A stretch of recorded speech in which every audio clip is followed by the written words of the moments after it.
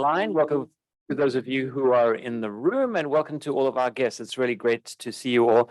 My name is Alain Barker, and today is August 23rd, 2022, and I'm the president of this organization and honored to be introducing today's program. So please be seated. Every now and then I go onto the Rotary International website just to see what's happening there, to see the news, and I'm always struck by the description of what Rotary is, and I'm always inspired by what Rotary is. It always makes me feel so excited to be part of this club. Rotary is a global network of 1.4 million neighbors, friends, leaders, and problem solvers who see a world where people unite and take action to create lasting change across the globe, in our communities, and in ourselves. Isn't that a wonderful description? For those of you who need to be reminded, there are 7 areas of interest that the Rotary International Club has: promoting peace, fighting disease, providing clean water, sanitation, and hygiene, saving mothers and children, supporting education, growing local economies, and protecting the environment. This month is the Membership and Extension Month, and so I want to thank once again those of you who've been providing us ideas of individuals who you might go to and bring into the club as members. If you haven't done so, I'm going to pester you once again to please do so. There will be a link in the roundabout this week. So with that said, Liz Ehrman, would you like to join me up here and introduce our guests?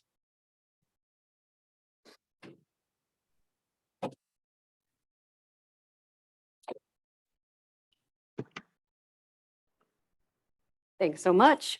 Welcome to all of our guests. We have quite a few today, so we're very glad to have you with us here at Rotary.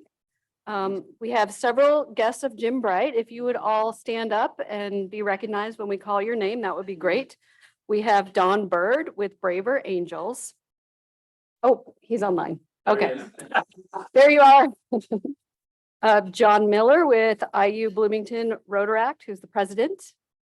We also have Sandia Sayan with the IU Rotaract, IU Bloomington Rotaract. She's the VP.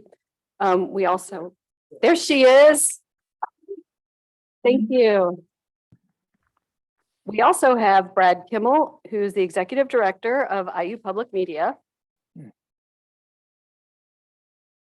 We have Sarah Whitmire, the news bureau chief for WFIU and WTIU, who couldn't be with us. And Amy O'Shaughnessy, is Amy with us today? She's the director of development for WTIU and WFIU. She is on her way. She will be with us soon. We also have a guest of Winston Schindel, who is Tracy Jovanovic, his daughter. And we have James Wolfe, who is a guest of Alon Barker. We have Mary Getzy, a guest of Martha Wales. And then we have several online guests who I believe Joy Harder is going to be introducing. Yes, thanks, Liz. Boy, Don, oh, you just left your screen. I'm going to reintroduce you again as a Zoom guest, Don Bird with Braver Angels. Glad to have you online. And we have L.A. Williams joining us online. I don't know that we have her, if she can say hi or wave or hello, L.A. And I think we're awaiting a few more guests at this time. So stay tuned. That's all. Thank you so much. Thanks so much, Joy. I look forward to seeing James and Mary Getzy with us more as we move through the year. Hint, hint. Okay, well, I believe that Aaron Burrington is going to join us for his reflection this morning. This afternoon.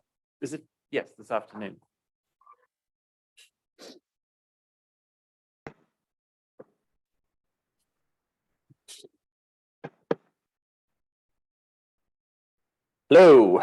So I am sort of channeling some Owen Johnson here. I want to warn you too, this is a little bit of a bummer. All right. So last week, IU lecturer and former HT reporter Stephen Higgs published an article on counterpunch.org. In the article, The Fall of a Great American Newspaper and Democracy, Higgs argued that it's no coincidence that our democracy and journalism paralleled each other into this dark, desperate time we find ourselves. When local journalism thrived, citizens were informed about the workings of their government entities and local democracy worked. An informed public would have it no other way. But readers became customers and the space for hard news diminished. Generally, we newsmen get into the industry to inform the public on important issues on behalf of and challenge those who make decisions on our behalf on such issues. Now, there is nothing to challenge these people. Whoever has the most followers and says the most paralyzing things wins. Accountability for our political leaders has been waning for some time now. Maybe not so obviously, this has paralleled with our once proud local newspaper's fall, and we now see a city transformed by corporate interests. The developers, many of them out of state, now drive politics in Bloomington. The result is Bloomington is the most expensive city to live in the state, with everyone obsessed with affordable housing. Meanwhile, it's mostly luxury, quote unquote, student housing that keeps going up around the city, driving up the cost of housing for everyone, with prices now out of most people's budgets. At the State of Economy event with the Bloomington Chamber earlier this summer, the keynote speaker, an economist from IU, talked about how businesses routinely complain about being unable to bring in and keep talent, but don't pay enough for people to live here. I don't know how a young restaurant worker can survive here on his or her own. Journalism's value to readers or customers, if you prefer, has decreased dramatically, even as its role in society has become increasingly important. That is to say, the average citizen has never been less informed at a time when the government has never been more potentially dangerous. This morning, I was at an event hosted by the Greater Ellettsville Area Chamber of Commerce. It was a candidate forum for our up-and-coming election. As I listened to these candidates discuss their positions to the 25 or so people in attendance, I noticed that several high-profile candidates weren't there. Their opponents got to come out and make their point unopposed. But ultimately, what did it matter, since there wasn't a single journalist there covering the obviously newsworthy event? Less than 2 weeks ago, Gannett laid off 2 more HT reporters as part of the corporation's latest cutbacks nationwide. We keep hearing about how media companies are struggling to get by as they compete to stay relevant in the attention economy dominated by social media giants. However, the Monday before the layoffs, Gannett CEO Michael Reed purchased $1.25 million of company stock for himself, reaping millions off his workers, whom are continuously threatened by layoffs. He then bets on the expected gains from those layoffs. Such business practices are immoral, obviously, but who is going to say anything? Who watches the watchmen? Meanwhile, the news we do get is of increasingly lower quality. With rampant misinformation plaguing the news and social media, we are in need of quality journalism now more than ever. I believe that this caliber of journalism is only possible when the motivations of the industry transform and journalists are allowed to pursue their writing with integrity and vigor. That isn't going to happen when there is money to be made off the few legacy readers we have left. Thank you.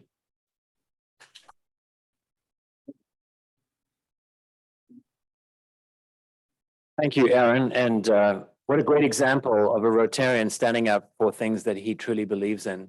And, you know, I want to say that one of the things that I'm hoping for this year is, as we sort of make our way through with the Imagine Rotary theme in our minds, is how responsive Rotary is as a club to this community and how we can help not only raise issues such as the ones that Erin has brought up, but also how we can help solve issues and how we can bring people together to discuss how to make those things possible in our community. So Erin, once again, I want to thank you so much.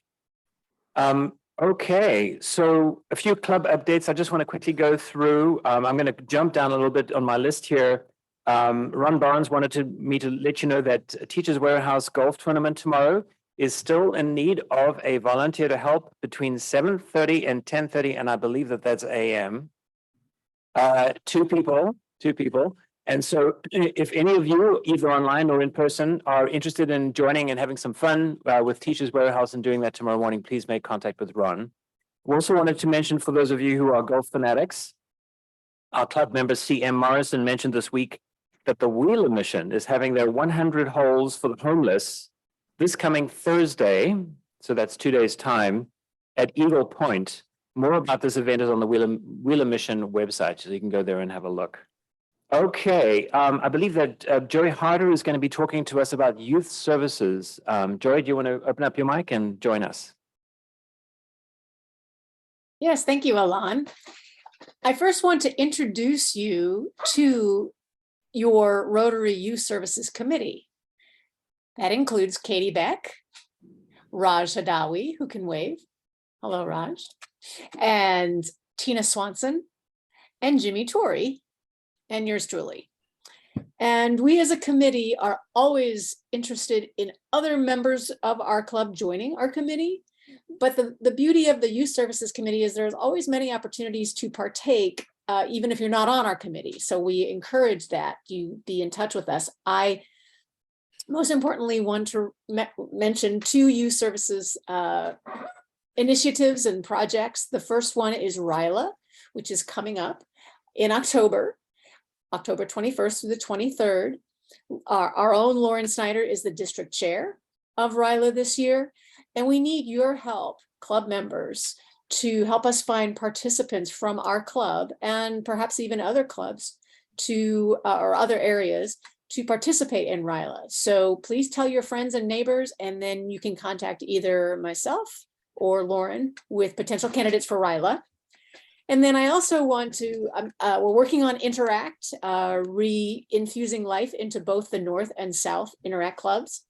And then I want to say a word about Rotaract, and I want to personally welcome John and Sandia, who are in the room at Frangipani today. Glad you're joining us. Rotaract, these fine young people are looking to re-infuse and increase Rotaract's involvement. And this Thursday, they have a fair, what is it called? An involvement fair at IU at Dunn Meadow. And I think it's from 4 to 7. You can ask John or Sandia, they'll give you the exact time. And we, of course, would love if any Rotarians would want to stop by and visit this Thursday from 4 to 7 in Dunn Meadow. So we're always looking for your input. Please don't hesitate to contact any one of your Youth Services Committee people or myself. And thank you. I think that's all for today.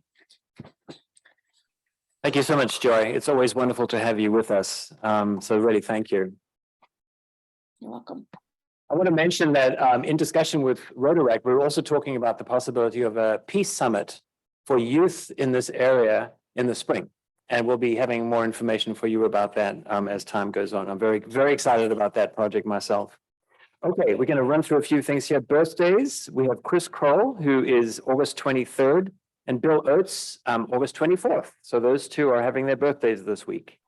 Len Tiemann is celebrating his first year with the Rotary Club here, the Bloomington Rotary Club, after having 4 years with Bloomington Sunrise. So congratulations to Len. Acknowledgments, I just want to once again thank Michael Shermis and Tyler Nichols, our new techno guru. Also, Aaron, once again, for your reflection, that was great. Joy Harder, Art Olmik was our greeter today, and Liz Ehrman, thank you so much for introducing our guests. Our roundabout reporter is Sarah Laughlin. Thank you very much for making it through the month. I believe you have another one to go right before the end of the month. Okay. Ooh, she's done 5. Let's give her a round of applause for that one. She's doing 5, so thank you very much. Okay, and we're going to move, actually, no, before we move on to our program, we have Happy dollars. We haven't done happy dollars for a long time, which means that you have to double and triple your gifts to Teachers Warehouse. No, just joking. Anybody who would like to share a moment of celebration of some kind? Michael Shemus is going to be running around, and so if you could wait for him before you speak. Are you here? I'm waiting. I'm waiting. just Thank turn you. the mic. I have $5 happy. I believe your microphone's not on, so. How about now? Yeah. Okay, thank you. I have $5 happy. One thing, Patrick Smith, I think many of you know him, but he is a member of our NAACP organizational team, and he just got his PhD in higher education. He is the executive director for Phase Mentoring on campus, and I'm happy for him in the first place, but I'm also glad he's done so he could be more active with this Rotary Club. And so I have $5 for that. And congratulations. Hi, I have 20 happy dollars because I am so happy that my daughter is going to be okay. She 3 weeks ago, she fell down a flight of stairs head first and broke her arm and has this huge plate in her wrist, which is expected. She's expected to have a full recovery, but I'm so happy that my wife and I were able to fly down and help her with her 2 toddlers, and that she's going to be okay and back to normal. And it's pretty close to back to normal. So $20 for that. And I have happy dollars for 2 things. One is that Jim and Dora Sims just presented the first of the Commissia Sims scholarships, if you didn't see that, named in honor of their daughter for someone who's studying to be a nurse. And secondly, Patrick and I celebrated our 30th anniversary at the beginning of the month, and we've been too busy to talk about it here. I'm just happy to be here, and I'm happy that we have a real journalist in Reflection to speak with us today. Hey. I'm happy that the mural that Adam Long is doing on my sports locker building appeared in the local newspaper, the journalism piece we do have still a little bit of. And so I have happy dollars for that.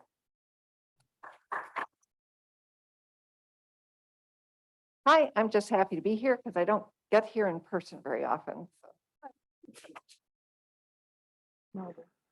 Do we have anybody online? Let's just check to see if anybody would like to speak online.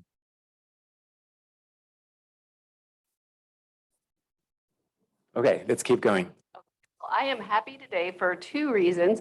One, my 20-year-old son now has a job with One World Catering, and he's very excited to be joining that team. And then I also, over the weekend, got a call from my son, Max, who many of you may remember was a Rotary Scholarship recipient. And he is in Africa right now, and he has his return date now for September 22nd. So Wow. after 6 months of being overseas, we will see him once again. Thank you. That's great. How wonderful. Okay, we'll have one more over there.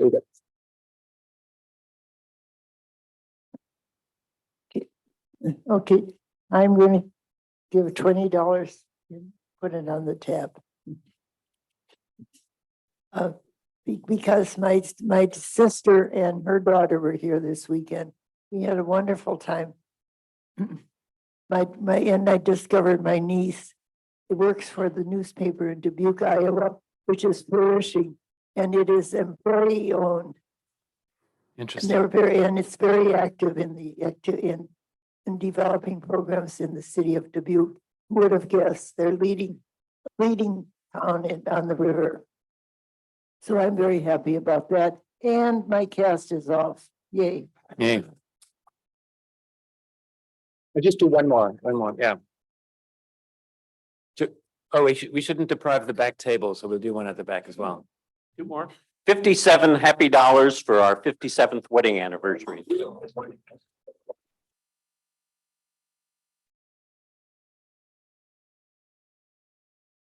Here's 5 happy dollars. I'm just happy that our community has an organization like Teachers Warehouse. Absolutely, yeah. Happy dollars for my 55th wedding anniversary. Oh, well done. Congratulations. And Ruth Boshk, we'll finish off with Ruth Boshk in the front here. Thanks, Michael. Michael is our intrepid runner. I am happy because 3 of my 4 daughters are going to be with me this week, Wednesday of this week. And my daughters are pretty much scattered all over the country. So this is a red letter day. Fantastic. That's great. Thank you all so very much. I'll just do one quick mention about my personal life. I'm actually going to be driving my daughter Gabrielle back to Bryn Mawr, leaving Friday, spending about 5 hours in Philadelphia on Saturday, and then driving back on Sunday. So you can think of me. And for those of you who are trying to get email responses, just wait until Monday if you don't mind. So that's great. It's so wonderful to hear how much is going on in your lives and what you're doing with them and where your passions really lie, which often has to do with family. So thank you so much for sharing that with us. Okay, we have our program today, which I've been waiting for a few weeks. Lynn Schwartzberg is going to introduce our guest.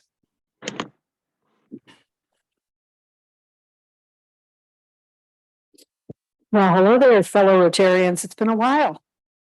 I am delighted to introduce native Chicagoan Brandon Smith. He's the State House Bureau Chief for Indiana Public Broadcasting since 2011. You can hear him locally on WFIU. He is also the host of Indiana Week in Review, which is a weekly political talk show seen and heard across the entire state. He previously worked in public radio as a reporter and anchor in mid-Missouri for KBIA Radio out of Columbia. Prior to that, he worked for WSPY Radio in Plano, Illinois, as a show host, reporter, producer, and anchor. His first job in radio was in another state capital in Jefferson City as a reporter for 3 radio stations around Missouri. Brandon graduated from the University of Missouri-Columbia with a Bachelor of Journalism in 2010, which I understand is the oldest journalism school in the world. He and his wife have 2 cats, Tuna and Toulouse, and I am delighted to give a warm Rotary welcome to Brandon.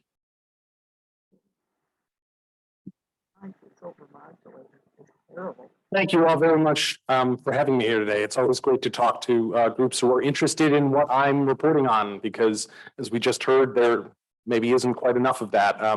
This isn't actually what this part isn't what I was here to talk about, but I can't let that reflection pass by, certainly as someone who's deeply concerned about the state of journalism in the city, the state, and the country. And I would be saying this regardless of whether or not one of the leaders of one of my stations was sitting here in front of me. But let me just put in a plug for public media, public radio, public broadcasting. We don't have customers. We have an audience. We have listeners and viewers.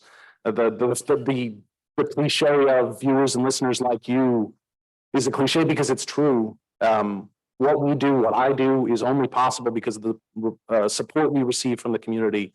We aren't answerable to corporations or numbers on a page. We are answerable to the audience, to the community.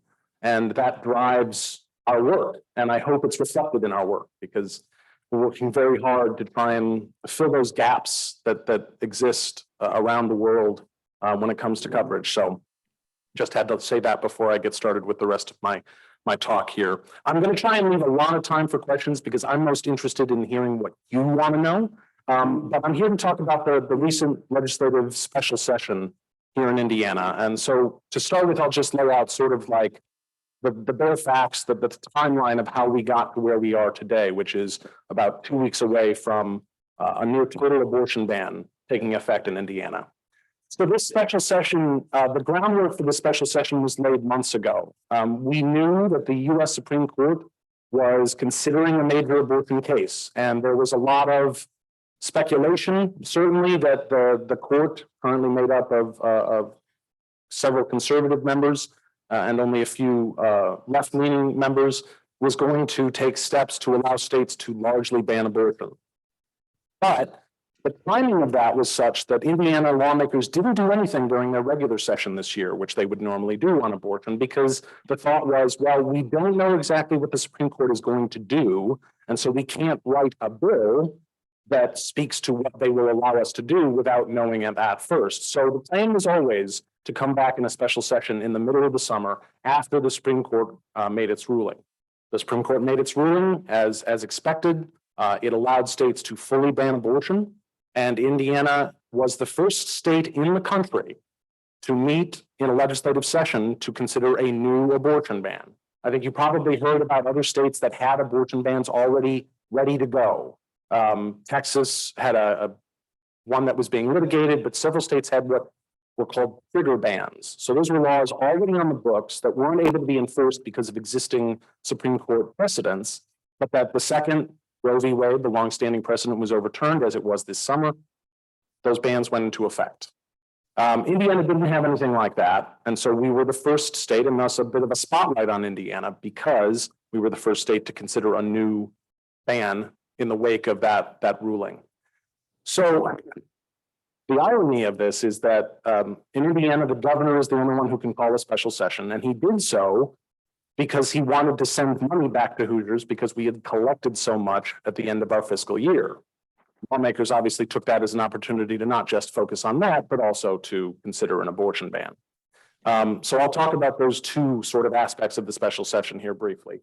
The abortion ban itself is roughly what I would have expected from the Indiana General Assembly.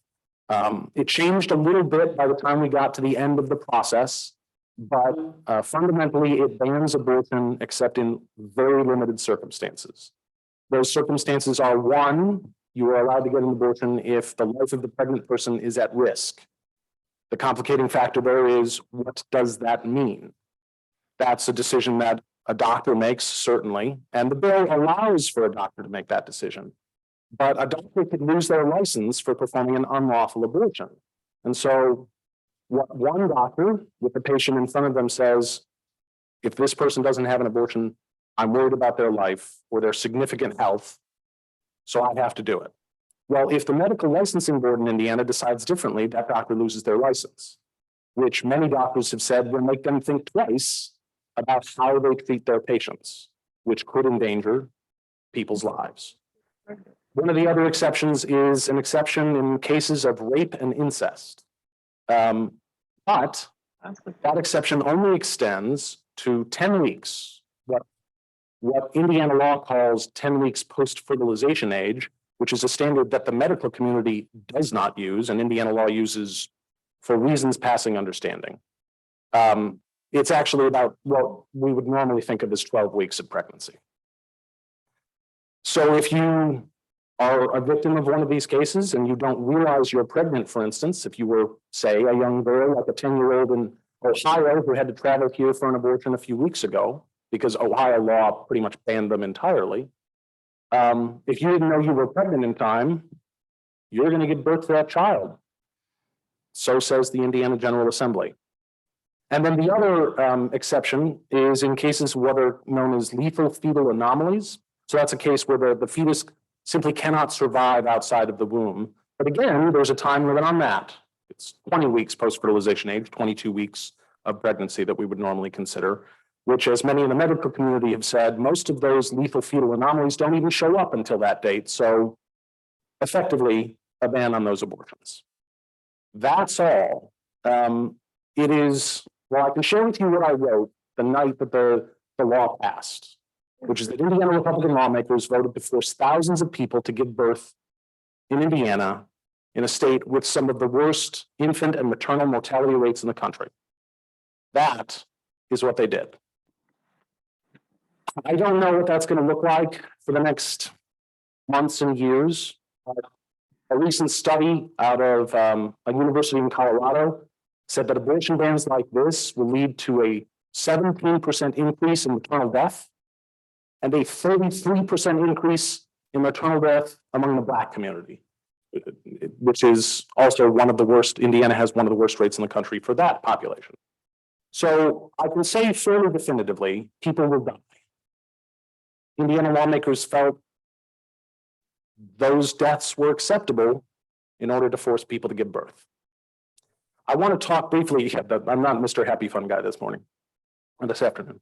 I want to talk about the other part of the legislative session, which was focused on a fiscal bill. It actually does two different things. One is, as I mentioned, the reason the governor called the special session in the first place is because Indiana has way more money than it needs, $6 billion in budget reserves as of the end of the last fiscal year, which ended at the end of June. And to put that in perspective, normally Republican lawmakers in this state want reserves of somewhere around 12% of the total budget, which would put them at roughly $2.5 billion. So we have way more money than we know what to do with. And what lawmakers ultimately decided to do was principally send $200 to every taxpayer in the state of Indiana. Now, there's a caveat to that, as there seemingly always is. That money will only go to you immediately if you filed a tax return in Indiana last year. However, for many people on disability or Social Security, they don't have to file taxes, and many of them do not. So they are left out. However, Indiana lawmakers also passed a provision that says if you're one of those people who's left out by their inflation relief payments, you can, so if you didn't file taxes last year and you're on Social Security, which includes disability benefits, you can file a tax return next year and you'll get the $200 per taxpayer as a credit. So to help people deal with the high prices that are being caused by inflation right now that are hitting people in their pocketbooks, Indiana lawmakers ensured that those among us who make the least won't get their money for roughly another year. The other part of the financial bill is tied to the abortion ban. Lawmakers decided, well, we're going to force somewhere in the vicinity of at least 7,000 to 8,000 more people to give birth in Indiana each year. Maybe we'll give a little bit of money to organizations and programs that help pregnant people, new parents, families, and children. How much money that is roughly in the area of $70 to $80 million. Largely that bill was supported by both Democrats and Republicans, but even the organizations themselves who are going to be getting this money or who serve these populations have said, that's hilariously not even close to enough money. It would be not even close to enough money for what they need right now without an abortion ban. Indiana is one of the worst states in the country for public health funding. Now, lawmakers may take a look at that in the upcoming session, thanks to the work of Governor Eric Holcomb and his Public Health Commission. But fundamentally, Indiana is ill-prepared to treat and care for pregnant people, women, children, and new families. And that was the case before they were going to force thousands more of them. Now, they say that in the upcoming legislative session that starts in January, they will write a new state budget and give even more money to those organizations. I am a skeptic because I've been covering the General Assembly for more than a decade now, and they don't like to spend money. So that's where we are. The abortion ban takes effect September 15th. There is the possibility of a legal challenge to that abortion ban, or at least parts of it. We haven't seen those materialize yet, but groups like the ACLU and Planned Parenthood are exploring that idea. So we'll see what happens over the next few weeks. But for right now, that is the state of Indiana when it comes to maternal care. So, like I said, I wanted to just lay out sort of the groundwork of what we're talking about. And now I'd really love to hear your questions because that'll help me give you the information that you need. So, first one over there, we'll wait till the microphone comes around. I just wanted to talk a little bit about the abortion ban. The legislature really doesn't listen. I was one of 30 physicians that testified. I trained before Roe versus Wade. I took care of the girls at St. Elizabeth's home. I took care of a 11-year-old that delivered. 4 days after Christmas, I took her to the recovery room and she asked for a doll she got for Christmas. I said this to probably, 8 committee members? But what committee were they on? Not public health, but was it criminal and? Courts and criminal code. Yeah, so there's 8 people that have nothing to do with public health that are one listening to this. They had their minds made up before we came to testify. There were 100 people that testified. It's just a sham what the legislature did not listen to the public or the people or the physicians that take care of these people. So obviously there wasn't a question there, but I do have something I want to address with that. a couple of things. First of all, he's right. I remember your testimony. It was incredibly powerful. I mean, in the middle of a 7-hour-long committee hearing, obviously people's eyes start to glaze over. They didn't for that that particular portion of it. But yeah, in neither the Senate nor the House did the abortion ban go to the public health committees. In the House, as he pointed out, it went to the Courts and Criminal Code Committee. In the Senate, it went to the Rules Committee, which is governed by the head of the Indiana Senate, President Pro Tem Rod Bray. He wanted to control the process a little more, which is why he sent it to his own committee, which is not unusual in the Senate for controversial or high-profile issues. Part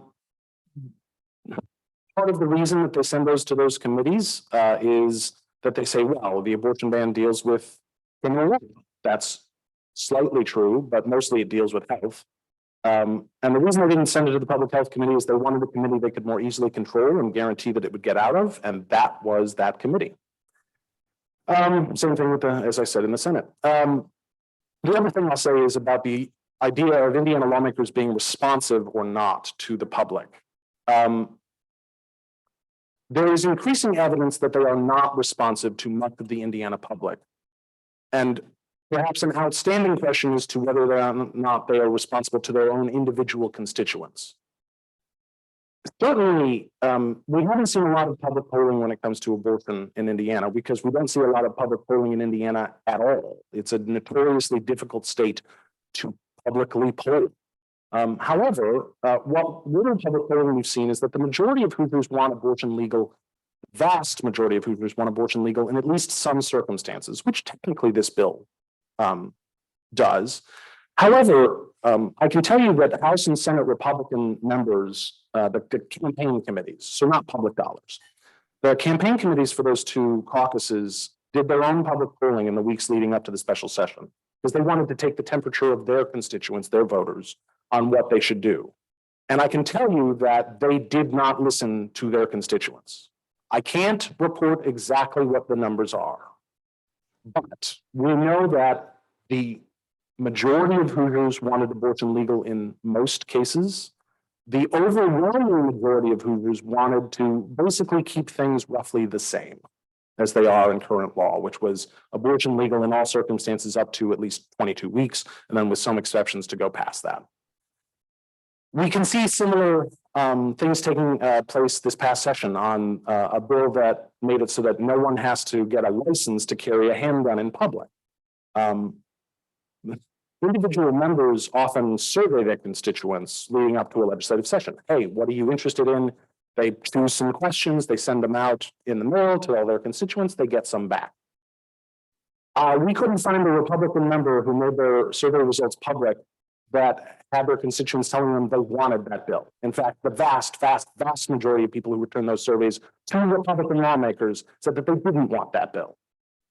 Why did they pass it? A mixture of money and ideology. For some, that was an ideological issue, as is abortion, quite frankly. There are some lawmakers who do not care what their constituents think about abortion because they know what they personally believe. It is a matter of, in many cases, religion, faith. It is a matter of personal morality, and they choose to enact their own personal morality regardless of what constituents might believe. It's a representative democracy. You can choose to believe whether or not that's right or wrong. For some people, that's their hard line. For others, they are swayed by organizations who will help get them reelected. And on the gun bill, particularly on the abortion bill, perhaps, those are motivating circumstances. So it wasn't a question, but I did want to say a few things on it. Thank you, Brandon. What would it take for Indiana to have a public vote like Kansas on the abortion issue? Sure, we've gotten a lot of questions about that, particularly in the wake of the Kansas referendum. So Indiana doesn't do a lot of statewide public referenda. It just historically does not. There is no mechanism in state law, importantly, that would allow what's called a citizen-led initiative. So in a lot of states, you'll see if you get enough signatures, you can get a question put on the ballot, which is then binding on the state, on the General Assembly, et cetera. Indiana does not have that. However, Indiana lawmakers could have and were given the opportunity to put a public question on the ballot this fall as to what to do with abortion. It was non-binding, which meant it didn't force them to do anything, but it was merely a way to take the public's temperature on what exactly they wanted to do regarding abortion law. And Republicans, almost to a person, not quite, some Republicans did vote in favor of that, but almost to a person voted against that. They argue two things. One, Indiana historically doesn't do such things, so why would we do it now? But also, there were some reasonable points to be made about logistics in two ways. One, by the time this legislative process played out, counties are printing their ballots for this fall's election. Remember, early voting starts in the beginning of October, and those ballots have to start getting printed oftentimes in August. So candidates are finalized by August and that sort of thing. So counties were already printing ballots. It would have been very expensive for them to reprint ballots with this new question on it. A legitimate concern, perhaps. The other is, and I think there's some merit to this, which is Senate President Pro Tem Rod Bray raised the point, well, what question would you ask? Now, the Kansas example was, are we going to take something out of our state constitution that protects abortion rights? It's a very simple question. In Indiana, what question would you ask about abortion? Should abortion be legal? Well, the bill technically still makes it legal in limited circumstances. What exceptions would you want? Well, you can't put that on a ballot. You need to have a yes or no question. So are exceptions for this, this, and this acceptable? Well, even within that, for instance, if you put rape and incest exceptions, this bill technically has that, but limited to 10 weeks. So how would you put that on a ballot question? It's a reasonable point, which is that this is hard to gauge in a state like Indiana, simply on the basis of a single question on a ballot. There are questions you could come up with that would give lawmakers more guidance. They choose not to pursue that. So I wondered, the Democrats, I think, are hoping that this will motivate voters to come out and vote. I wondered, are there any of the people currently in office as Republicans who voted for this really at risk? It seems to me that they all have fairly safe districts. So I don't know if there's much of a chance that there will be a change in the legislature. So just curious what your thoughts are. There is a 0% chance that there will be a significant change in the legislature over this or any issue. Republicans have supermajorities in the House and Senate. They're likely to retain those majorities at the very least. In the Senate, a supermajority. I will say this. It's very hard to know how abortion will motivate voters this fall. There's some evidence that it will. However, there's some evidence that the ongoing inflation will also motivate voters, which hurts Democrats. So I don't know exactly how voters are going to be motivated. If abortion is a sort of catalyzing issue for many people, I think the likeliest significant change, if you will, is that House Democrats could break the Republican supermajority and just make it a Republican majority. Now, functionally, that doesn't mean a ton to the way the legislature processes itself. What it does mean is that Democrats could stop something from happening by refusing to show up, as they did in 2011 to, I would argue, relatively disastrous results for Democrats. But it gives them a little more leverage to be a part of the process. So it does have some limited functional impact, but it would also, I think, on a larger level, be a symbolic win for Democrats. They've been trying to break the supermajority for 8 years now. I believe Republicans in the House got a supermajority in 2014, in the 2014 election. So they've been trying to break it since then and have been unsuccessful. They've gotten close, but they haven't been able to do it. If this abortion issue does drive that change, it might have a limited effect on the abortion debate going forward because it's not over. There are Republicans who voted against this ban, in fact, because they think it doesn't go far enough. They think it allows too many abortions. They don't think that a person who's been raped should be able to access abortion care, for instance. They will probably try to push for that in the upcoming session and sessions going into the future. But if Democrats pick up some wins because of this, it could send a message to other Republicans that, well, at the very least, we're not going to go further in trying to restrict abortion access. To stay on that vein of defining a rape who is doing that, number one, and then what time do they have to make that definition? Because obviously a court process can take much longer than several weeks. And then around the funding and excess reserves in the budget, was there discussion around some additional funds going towards pension obligations and things for the future? Yes, there was. Let me take the second one first, which is there was some language in the bill that says if at the end of the current fiscal year that we are in now, which is the end of next June, if we exceed revenues again by a certain level, we will send up to $1 billion to pay down an old teacher pension fund that still needs to be eventually paid down by the state. So that would only get triggered if we continue to collect record levels of revenue, which we so far in the first month are, but we'll see how that process plays out. To the second question, who defines a rape?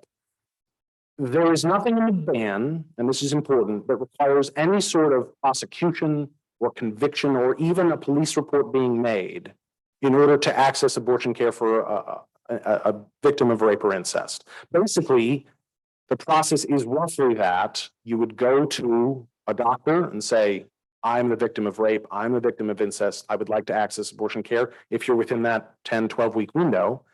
And the doctor pretty much believes you or doesn't. But again, that puts it in the hands of an individual doctor. So if there's a doctor who doesn't believe in abortion, for instance, and there are some, they could just say, well, I don't believe you, and refuse to care for the person.